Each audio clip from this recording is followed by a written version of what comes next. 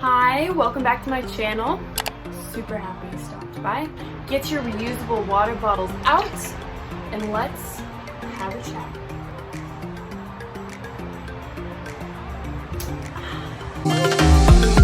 Pack your bags. I got a one-way ticket to explore the world tonight. I want you back, so come with me.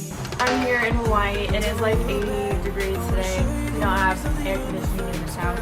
And I am wearing my sweatshirt because it's like almost January and like my body's just telling me it should be winter. I've never spent an entire winter without snow. So I just was really feeling like I needed to be cozy, so we just did it. We just went with it. I'm like really hot, so hold on. Okay, I'm back. It was just absolutely absurd that I was wearing that, okay? But sometimes I just want to be cozy and like it's really hot here and I can't like wear my cozy clothes. So enjoy the winter. Back to the point. Today I'm going to talk about why I'm making this video, why my YouTube channel is important to me, why I haven't been posting consistently, why I have not been posting consistently. And I'm just going to talk about why New Year's resolutions suck and don't work, but how, if you want to, you can make this year yours in a sustainable way. I'm not even going to focus on like eco-friendly sustainability. I'm talking about make this sustainable for you, meaning that you can sustain working towards your goals. I feel like I have a lot of insight to offer here because I used to make these really long lists of New Year's resolutions and then I just would burn myself out and then I'd be really disappointed, but we'll get more into that later. I've always wanted to have a YouTube channel, but I let a lot of things hold me back. I wasn't pretty enough to be on camera, I'm not funny, I don't have a good voice. Sometimes it's really weird to hear my own voice playback. I don't have the right equipment. I don't have any formal training in editing videos or filming. I'm not interesting enough. Like, who wants to listen to me babble? Anyways, I just let a lot of things hold me back. But last year I started this channel. 2019 is when I really like started doing it, taking footage, editing it, uploading it, and I made it this really difficult process for myself. I put a lot of pressure on myself to like make my first videos super perfect when like they're not going to be because I'm not trained in this. I'm not like particularly talented at using technology. I'm just not. So I have a lot to learn. I've already learned so much, but I just have to remember to have grace with myself. Anyway, so this is my dedication video. Videos are gonna start coming out every Wednesday. We're gonna be talking about eco beauty, how to have fun, looking good, but doing it in a way that isn't harming yourself, you know? It's not giving you all these toxic chemicals on your skin and also not creating a lot of waste in the environment. We're also going to talk about other ways you can be eco-friendly in the rest of your life. Here come the sirens. Just a minute. The joy of living next to a busy road. Carrying on. So there were just a lot of things that hold me back. So obviously I'm here in Hawaii. That's something I've wanted to do for like ever. I wanted to be a marine biologist. I have an internship working with marine animals right now. So like things are happening. But so my internship is part-time and I'm just gonna get into this little story because it really like ignited this fire inside of me. I have a part-time internship. So I got a part-time job and I was serving, and now I'm not gonna say like the name of the place because I don't think it helps. Anyways, I started working at this restaurant that's like really popular over here. When I had my interview, the guy was like, we have a really high turnover rate because it's just so busy. And I was like, oh, I'm a really good worker. I don't care if it's busy. I would prefer it to be busy so then I can make more tips and time goes by. I'm not just standing around bored. That's good. Like, I'm a hard worker. I can do that. So, you know, like the first couple days that I'm training, I'm not making like the full amount of tips I would normally make, which makes sense. I was just following someone around. I wasn't really doing the work. I was just learning, which other places I've served at, that's kind of how it goes. But then they just gave me all of these hours. I was supposed to be done with training, but they weren't giving me tips. And I'm telling you, this place was crazy busy, like insanely busy. Like it was a sit-down restaurant, but like constant flow, constant. We didn't have any extra tables. Always people in, people getting up, people leaving. Like it was just chaos, which is fine. I can do it.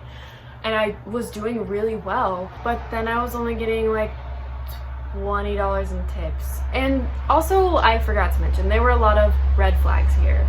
They took cash only, didn't really have any signs about it. They collected all the tips from the servers, and they had like 8 cameras all around the restaurant so that they could make sure that the servers took tips off the table and put it in this little box, and then they would sort it out and give it to us, which I'm pretty sure servers are supposed to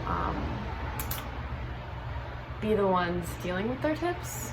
Like I'm pretty positive that's like a law. It's like a legal issue. And I'm fine with splitting tips with like the people I'm working with, but like something wasn't adding up. Like it was so crazy busy, and there should have been like maybe 5 people that were splitting the tips, and I was getting $20 a day for an 8-hour shift at a place that was busy from the time we had people lined up before we even opened at 7 a.m. And then people still lined up when we were like, I'm sorry, we're closing. And so I was making $20 in tips a day. Didn't add up. And I kept asking them about it, and they're like, oh yeah, well, like this and that, and you're training and you're not quite like, we don't really think you're trained enough to be a server, so yeah, you're just not quite there yet, so you're not going to be making all of your tips. It would throw me on both sections, and I would just do it, and then I would make only $20, maybe $40. Maybe I think the most I made was like $45 a day. But that's like, it just didn't freaking add up. And I kept trying to ask people, and then they're like, well, you're not allowed to talk to people about tips, it's super confidential. Which just freaked me out. Last red flag, you can talk about your tips if you're a server, because you're the one making them. Anyways, so then I just had this moment. My family and I actually went to a Christmas concert, and I got a text. So the next day I was supposed to be on call in case someone like called out sick, and I got a text at 7 p.m. that I needed to come in at 7 a.m. I just started crying. Like, I hated being there so much. I felt like just devalued. I just hated it. It was just horrible. The like work environment. I really took time talking it through, because sometimes I can just be like, I don't want to do it, so I'm not gonna do it. But like, this makes me sad, so like, let's turn away from it. But I think there's a lot of value in sitting there and seeing what happens. So I did, and I went in there that next morning and I said, I need to know that I'm making all of my tips or I can't work today. And they were like, that's actually when they told me that I'm not allowed to talk about tips because it's confidential, which no one ever told me before. It's weird, but I decided to stay there to really make sure that the decision to quit was logical and not just based in emotion. Then I was just like, F this place, and I left. The universe was saying, yes, you are at my mercy, but we are also co-creating. You gonna take anything I throw at you? You're just gonna put up with it? Or are we gonna do something together? I wasn't about to stay there. Heck no. So I quit. And then I was like, well, now I have some time on my hands. I decided to do this passion project, which I'm not ready to tell you about yet. If you wanna watch my countdown for my passion project, follow me on Instagram. Enjoy my eco tips until I'm ready to release the magic. Okay, so I decided to do that, and I decided to take vlogging more seriously because I'm just really passionate about it. And it's like, am I just gonna be like a server that hates my life, or am I just like gonna try to do things that are hard and till they pay off? I chose the latter, so here we are. Now we're getting into the second part of the video. I don't know what that was. Anyways, we're getting into the second part of the video. Why New Year's resolutions suck. I'm the kind of person that loves making lists. I love to-do lists because, like, if I'm gonna do chores around the house, like, I know everything in my mind that needs to get done. But I like to write it out, because then after I vacuum, I can like check it off, or I wash the dishes, I can check it off, and there's like some satisfaction there. So I'm like a list person. I used to do this for New Year's resolutions. I'd make these long, crazy lists of all the things I thought I like needed to do that year. I would get to December and I'm like, oh, my life just isn't where I want it to be, and I want it to be this huge magical thing, and 2019 sucked, but 2020 is my year. But really, I'm not gonna do the work to actually do it. I'm just gonna make a list and hope that it all happens. That's what I was like. 2 years ago, 2 or 3 years ago, 3 years ago, I don't know, I stopped making them because like they just didn't work for me. Anyways, so I would make these huge lists, and it would be like, I'm gonna run 7 miles every day, backpack the Swiss Alps, surfing in Australia, I'm gonna pay off all my student loans, make that boy fall in love with me, I'm gonna get the job of my dreams, I'm gonna be organized, clean the bathroom every night, I'm gonna do yoga, stretch in the morning, build my abs.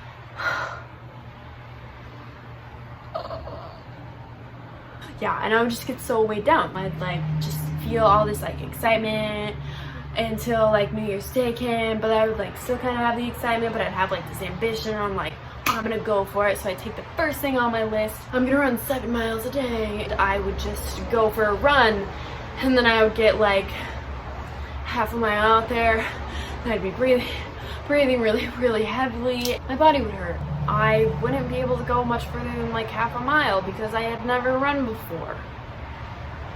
So I'd feel really discouraged, but I'm like, all right, let's get back to the list. You know, the second thing would be like, I'm gonna backpack the Swiss Alps. And I maybe didn't have a backpack, so I would look online at backpacking backpacks and like, oh, they're like a few $100s. Well, okay, I could probably afford that. And then I would like look at plane tickets and I'd be like, wow, that's really expensive. I don't know if I can afford that. And so I'd feel discouraged. So I'm like, number 3, let's go. Something like I stay organized all the time. So I would like go in my room and I'm like, I'm gonna organize everything right now. Which I would open my closet and things would like fall out at me, and then I would feel super overwhelmed because I didn't even know where to start, and I thought I had to do it all right then. I think you get the gist. And then I would just be burnt out, and by like the first week of January I was like, I can't do these. I just would give up, and then I would just like hate myself all year. Not like really, I would accomplish a lot of things, but just like this weird pressure that we've been socialized to put on ourselves just like wasn't working for me. It just like really wasn't. The biggest changes I have ever made in my life, the most life-changing decisions I have ever made were on random days. The biggest decision I ever made that benefited me more than anything else I've ever done in my life, I'm telling you, this was a big one. December 2nd. Why? I don't know, it's just when it happened. That's just when it was right for me to shed that layer of my life and move forward and get over it and do the things. I'm not saying it was easy, and I'm not saying that like the whole transformation happened that day, but that was the day I decided I could make that one decision, and that one decision was the only thing I made. And it was the only thing I changed. This big decision was that I don't drink and I don't do drugs. After that, I tried to like add a bunch of other stuff. I was like, oh, I'm gonna work out every day, and I'm gonna get straight A's, and I'm gonna save all this money, and as I started to burn myself out a little bit. But then I was like realizing it, and I was like, ooh, this is unsustainable. I gotta have grace with myself. If I try to do all this crazy stuff and I don't slow down, it's not efficient. I've had this mindset of like go, go, go, and that's how to be productive, and always going and adding something all the time and trying to do all the things all at the same time. And I've just found that it doesn't work like that. Maybe it does for you.